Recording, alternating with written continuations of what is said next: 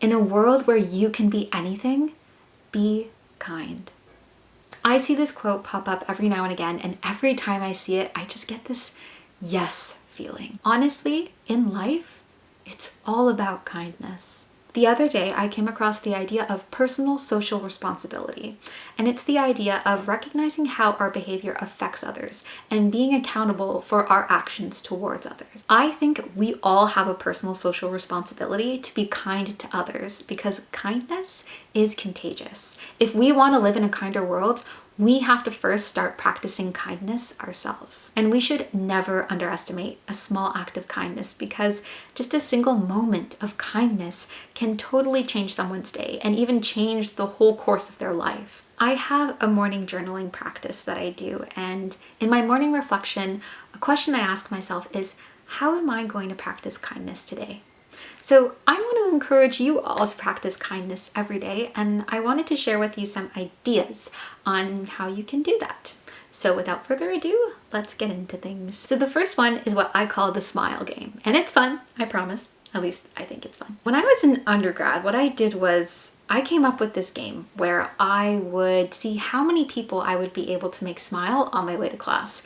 And the first few times I was playing it, I was absolutely amazed at how people would just instantly light up when I would smile at them. And honestly, like, they looked so beautiful and wonderful when they smiled. Be kind to people by helping them to remember to smile, because when they smile, they'll look beautiful and they'll feel good. And helping people feel good, that's a powerful act of kindness. The next way to spread kindness is to acknowledge people. When you acknowledge people and appreciate them, you are telling them that they are valuable and that they matter. So when you come across people during the day, say hello, say thank you, wish them a wonderful day. You know, I love at Disney how the cast members, they always say, have a magical day. And it's like, yeah, I will have a magical day. Just making someone feel seen is just such a wonderful act of kindness. Another way to spread kindness is by complimenting people.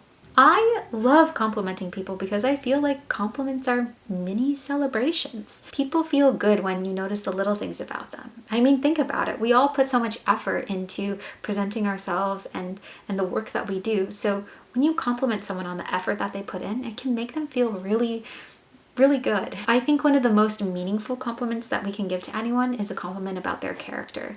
Because when you're complimenting their character, you're complimenting them for who they are. And when we feel like we're being recognized and valued for who we are as people, that's a wonderful feeling. One thing I think we all need to learn though is how to accept a compliment, because you can feel awkward. We shouldn't just degrade it or just brush it off. We should be grateful for the person to take the time to notice little things about us. The best way to accept a compliment is with gratitude. When someone gives you a compliment, say, thank you, that's so kind of you to say, or thank you, I really appreciate your kind words. When people are complimenting you, they are wanting to be kind to you, so appreciate their kindness with gratitude. Another way you can accept a compliment is by giving a little story about whatever the person is complimenting you on. So if someone says, oh, I really like your necklace, you can be like, oh, thank you. It was from my aunt who gave this to me, and you can go off on a whole little story about how that necklace is important to you, and it can open up a whole avenue of conversation and create a deeper connection. And another way to accept a compliment is to offer one of your own. Accepting a compliment with a compliment, you're spreading the kindness. Next, another way to practice kindness is through a thoughtful thank you note. I think this act of kindness is one that is talked about a lot and is pretty common, but it's common for a reason. Because when you receive a thoughtful note from someone just wanting to wish you well or appreciating you, it creates this warm, fuzzy feeling inside. What matters most here is the thought. So you can send a digital message or even take the time to write a full handwritten letter and card. And that one would be my preferred method because it's more meaningful and you can get really creative with it. But really, it's just all about sharing with someone that you're thinking about them and that you appreciate them. You could also send a quote that you saw that you think the person would like, or you can even just send a picture of something funny or the picture of the two of you the last time you spent time together. One thing I also think is fun is to leave little thoughtful sticky notes in places that people wouldn't expect it. I was reading this book and the author was talking about how her husband was leaving on a business trip. And before he left all of these sticky notes in random places that she was just finding. So she found one in the fridge, she found one in her scarf, she found one in the inside flap of her journal, and she just got this warm and fuzzy feeling inside reading these little messages of just, I love you, or you're beautiful, from her loved one. So that has inspired me to leave a few more surprise sticky notes when I notice an opportunity present itself. So if a friend is lending me a book, one thing I might do is take a sticky note and say, thank you for lending me the book. This was my favorite part. There are a lot of fun things you can do with sticky notes. They're awesome. Another way to spread kindness is through flowers. One thing you should know about me is that I am obsessed with flowers. I love flowers. I read this book, and it was talking about how in Victorian times, the Victorians had a whole language around flowers. Each flower had its own specific meaning. So when someone received a bouquet, it wasn't just a bouquet of flowers, it was a message. They had to go through each flower and try and decode the message that the person was trying to send them through the flowers, which I think is just fascinating. The other cool thing about flowers is that there's been so much research that's been done on the benefits of flowers in terms of our mental and emotional health. Flowers can actually uplift our spirits and help us feel good. So you can spread kindness through giving flowers. I also think you can do this not just with physical flowers, but with digital flowers.